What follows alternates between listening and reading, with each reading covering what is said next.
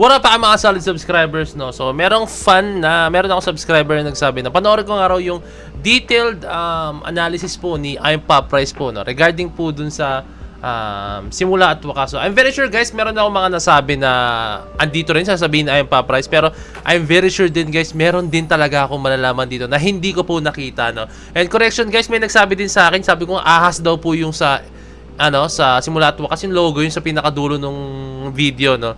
Ano pala siya? Sanga daw pala siya, no? Sabi ko, ahas daw.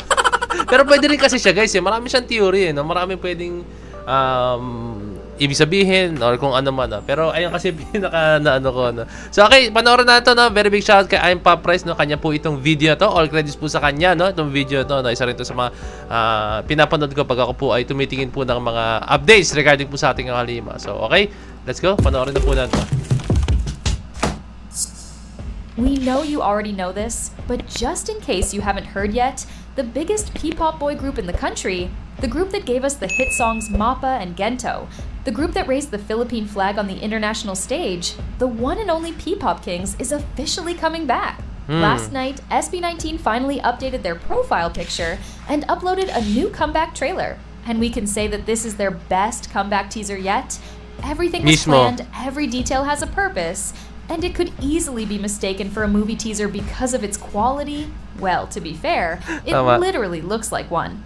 And when we say that every detail has a purpose, we mean it. Throughout the trailer, several references to SB19's previous music videos and songs are cleverly incorporated. Starting with the background music, which you can hear references from their songs from Pagsibol album to Pagtatag.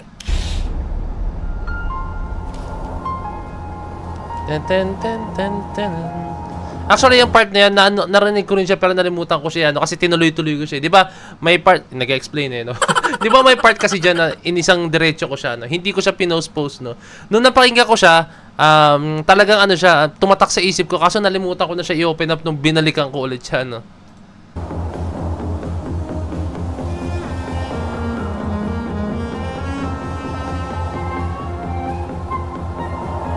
Grabe, detalyado, oh.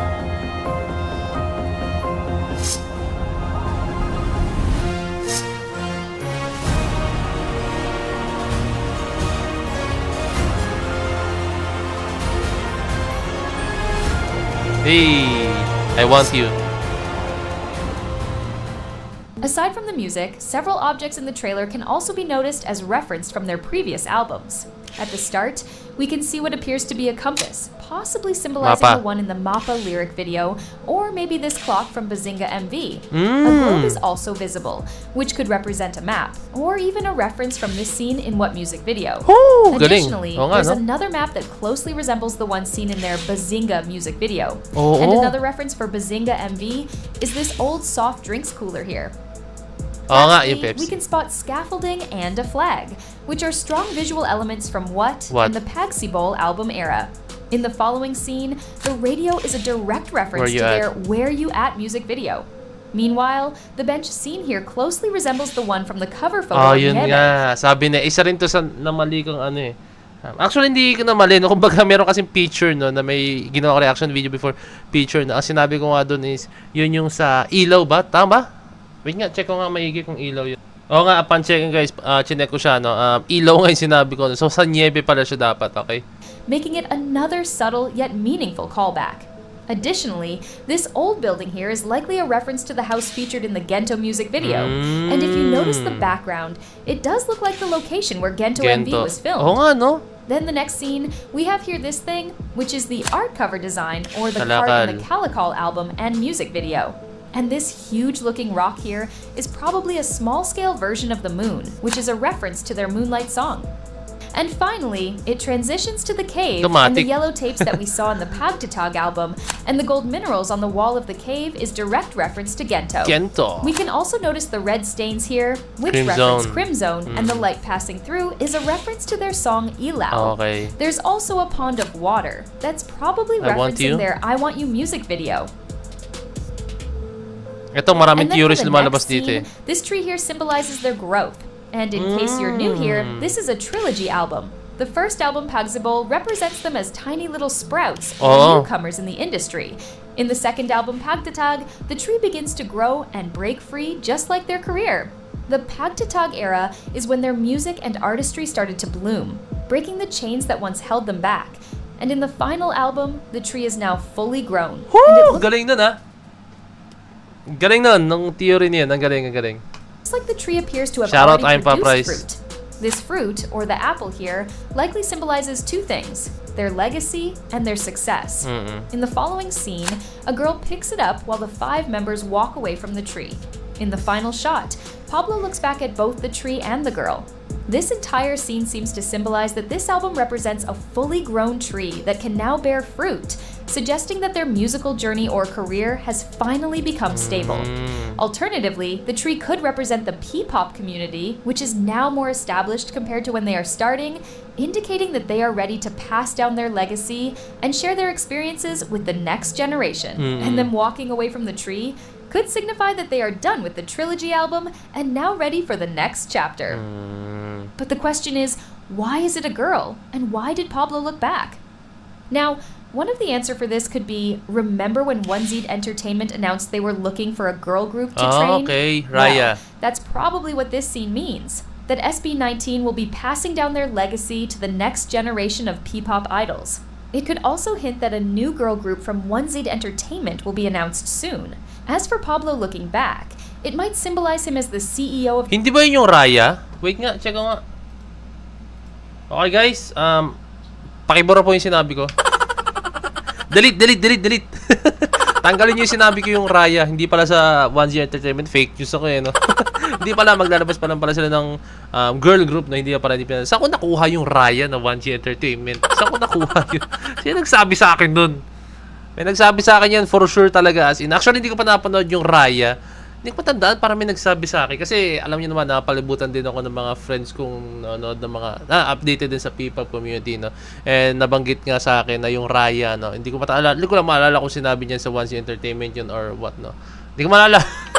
Pakibura. Buti na lang, research ko, tinignan ko muna yung, bago ko bitawan na, mali pala. Sorry. the company, or as a mentor to this upcoming group, showing that he and the rest of the group will always be there to assist and guide them in their careers. Another great thing about this trailer is the logo of the new album, which incorporates the initials of the album's name into its design. There are still some details that are hard to explain, like why Josh has a scar on his face, and why his hands are covered with black paint, why Justin looks like he is blind, and why Ken is covering his full face.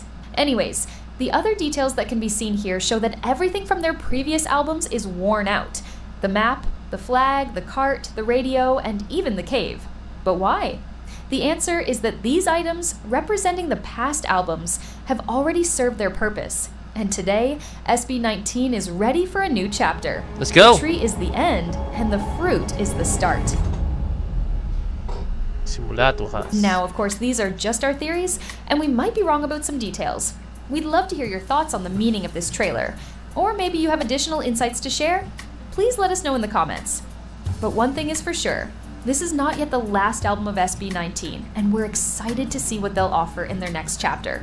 And while I am making this video, SB19 uploaded a new photo which shows the full details of a map. We can see some familiar symbols like the question mark for the Pagsibol album, exclamation point for Pagtatag, and a dot which represents the Saw album. And there's also the logo 18. Of the Fandom 18. So, what do you guys think of this new info? There's definitely a reason why they bothered to create and design this map. And if you find this video helpful, please give us a like and subscribe to this channel, or join our community for more SB19 updates and content.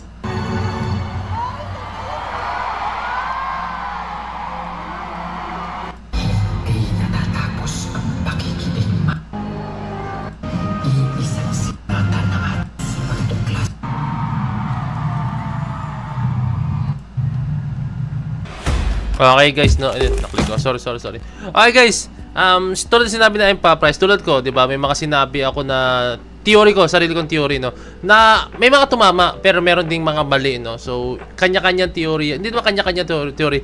Depende yan kung paano niintindihin, no. So, hindi ibig sabihin na sinabi ni Paprice 'yon, sinabi ko 'yon, yun na po yung tama, or sinabi ng ibang mga tao 'yon, ng mga vloggers din na yung mga bagay na is yun na po yung tama, no. So, pwedeng mabago yan, guys. Pwedeng mabago, no? So, mapapaano mo lang yan, totohanan mo lang yan kung sila mismo magsasabi, no, like sa member ng staff ng 1Z or SB19 mismo, no, Mahalimaw mismo magsabi, no, doon mo lang masabi na ay tama pa rin mga sinabi nila, no, or yung mga every details about that is in-explain nila, nasa kanila mismo nang galing, kaya sila nga gumawa nun, guys, no? So yun, doon po mapapatotohanan yan, no? So tayo nagsasuggest lang tayo or nagbibigay tayo ng mga theories natin, no, sarili ng theories, no, na sasakto, no, based on our observation po, no. So ayun lang naman siya, guys, no, and I hope na marami pa po tayong matutunan po sa sa SB19 kasi talagang gumagana ang utak natin pag sa SB19 po talaga, talagang hindi pwedeng hindi like mag-isip ng maigi. Ganun, guys, eh. Talagang pinag-iisip tayo ng maigi ng ating Mahalima, no? Grabe, napakasolid talaga ng ating Mahalima, no? Okay, guys, okay na. Maraming salamat sa aking video, no? And a very big shoutout kay Empa Price, no? And ayun, isa yun sa mga theories na napaka-solid, no? Ang dami niya rin na nabanggit ng mga theories, no? So this is Point signing out. Peace. Let's see.